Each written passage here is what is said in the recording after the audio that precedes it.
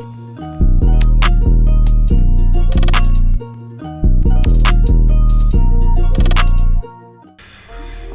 what's going on everybody? It's your boy Call Me Meech, and I am back with another NBA 2K21 Myteam episode for you guys here, man. So today's video is gonna be a little different, alright?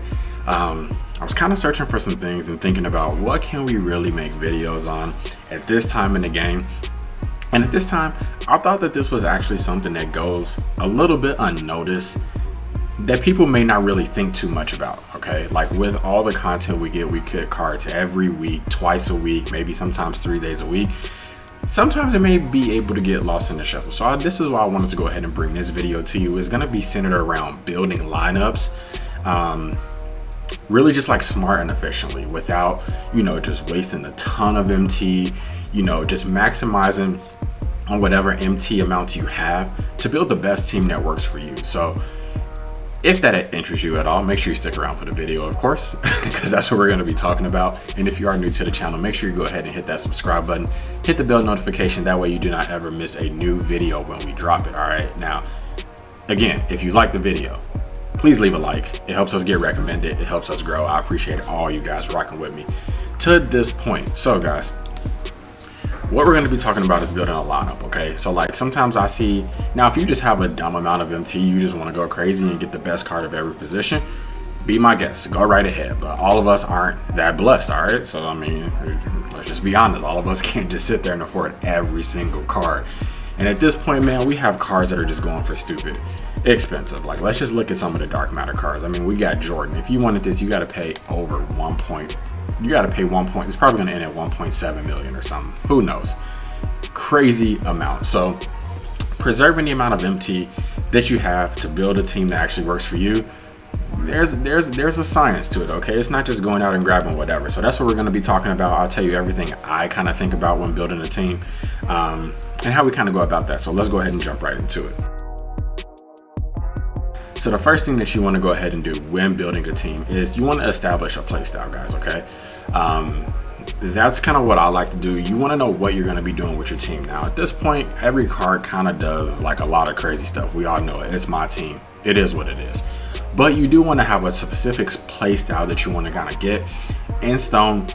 That way you know the players that you need to actually fit that play style. So like if you just like to run and gun, you're going to have specific players to that. If you like to work through the post and you like to utilize your big man a little bit, there's people for that. If you want a point center, there are people for that.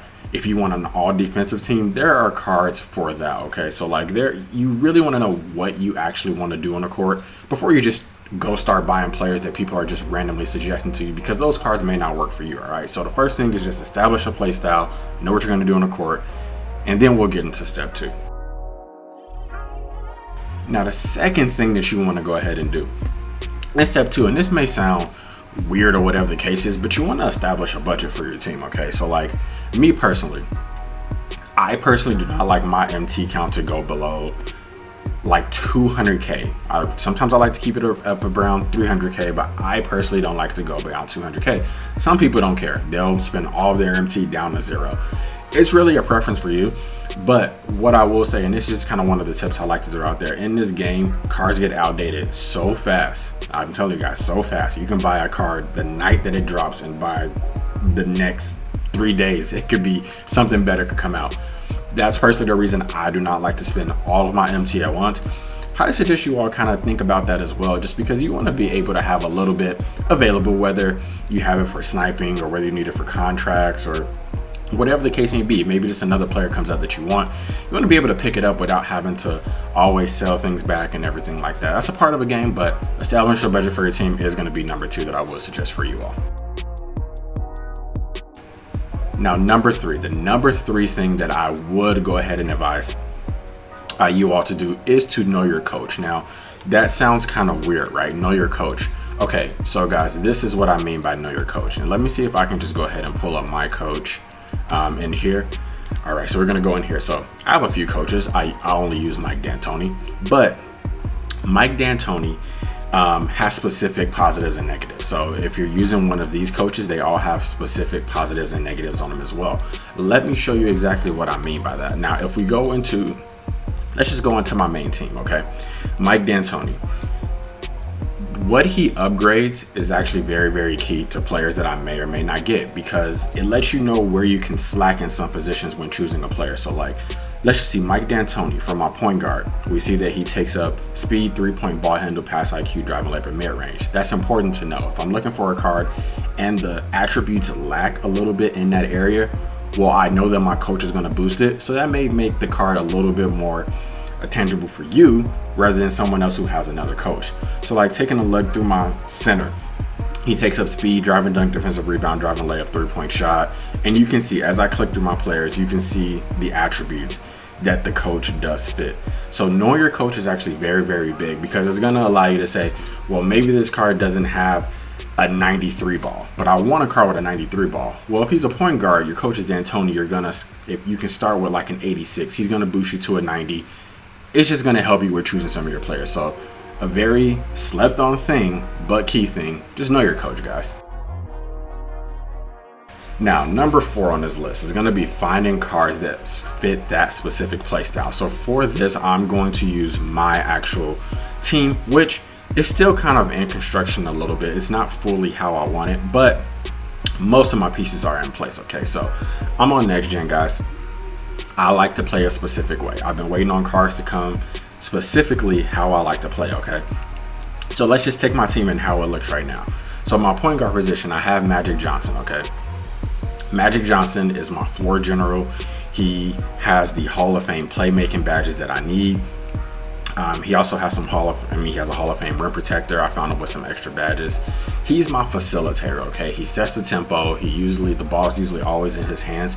He is who I run my offense through most of the time. Now, with that being said, my shooting guard position is Luka Doncic. Now, Luka Doncic, he can play defense, but his main goal is to get buckets. Like I usually change my matchups. I put him on somebody else who isn't going to really see the ball a lot, and that's who he guards. But his main thing is, if I get into a jam and I get into a tight game where we just have to keep scoring, Luka Doncic is that man. And I place him at the shooting guard position because it allows Magic's playmaking boost to feed over. So his Hall of Fame dimer, Hall of Fame floor general, all of that stuff goes over to Luka Doncic. That way he gets those boosts, and he's like my main scorer, okay? Now, Malik Sealy, this guy, he is on the court for 2 things: play defense and shoot the ball. That's literally all I need Malik Sealy to do. Malik Sealy is my on-ball defender. He guards whoever the offense is running through most, unless it's a center, of course.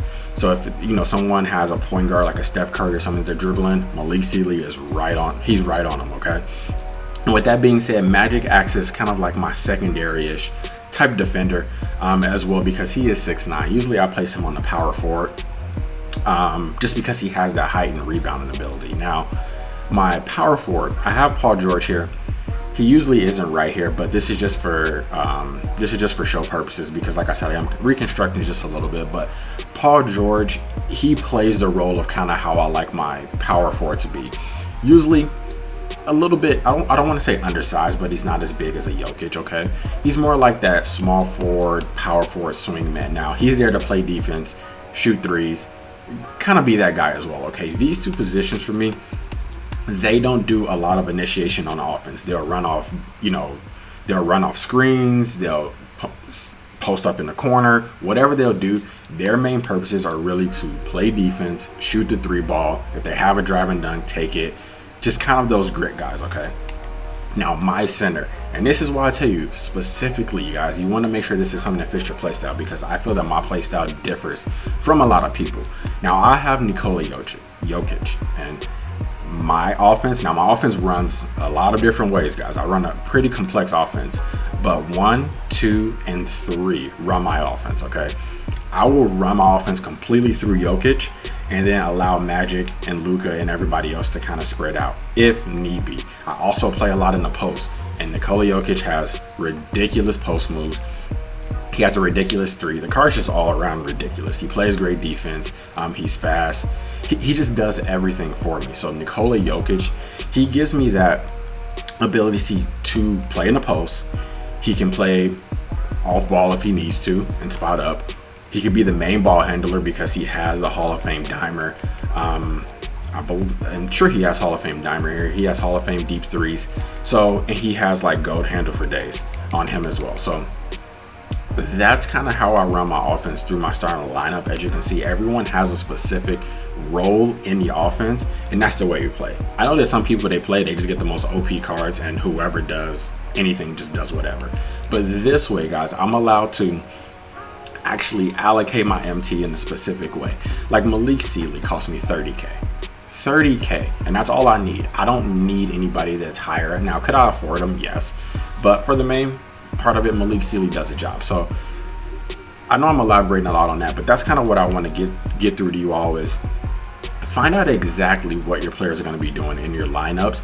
That's going to also help you save on some MT. Like I said, Malik Sealy was 30K. I can easily run out and get a Jimmy Butler for 180K or a Michael Jordan for 500K. Like, I could do that, but what's the purpose when Malik Sealy is going to give me that same production that those cards would, you know, for the most part.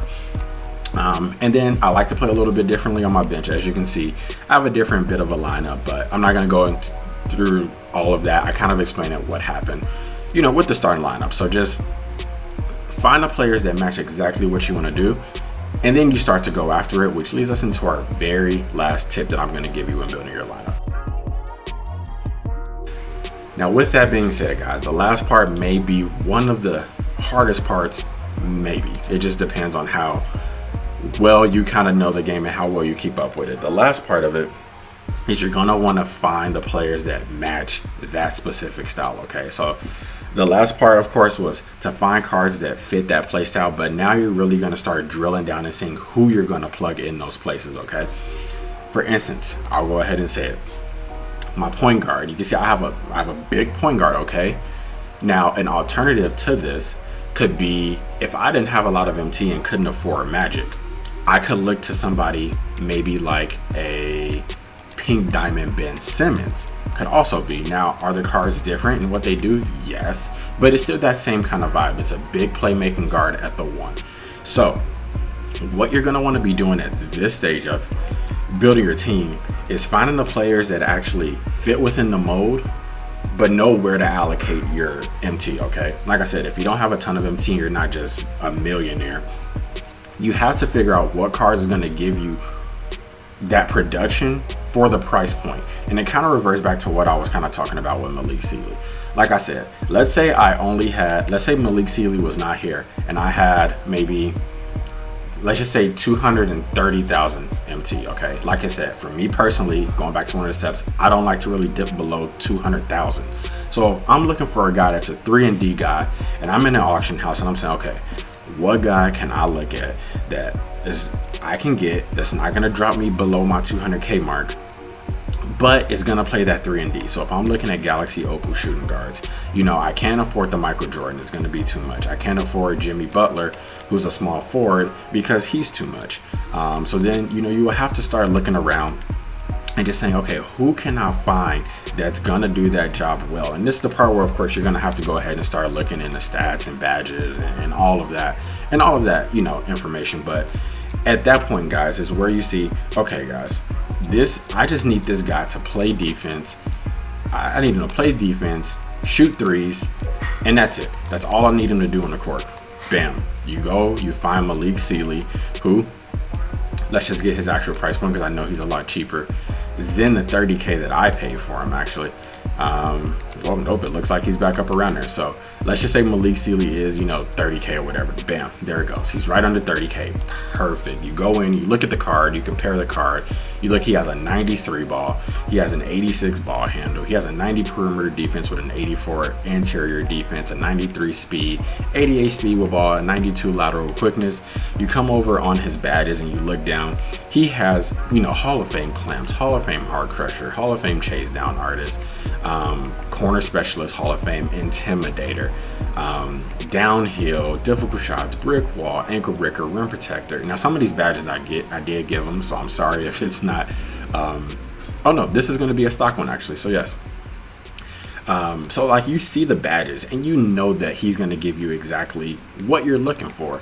And if you go over to his tendencies as well, if that's something that you consider, you can see he has great defensive tendencies. So Malik Sealy would be the perfect card which if you only had a little bit of MT to spend, you know that this card, you can get the card, you can stay within your MT point, and you can spend more of that higher amount of MT on who's actually going to be doing more within your offense.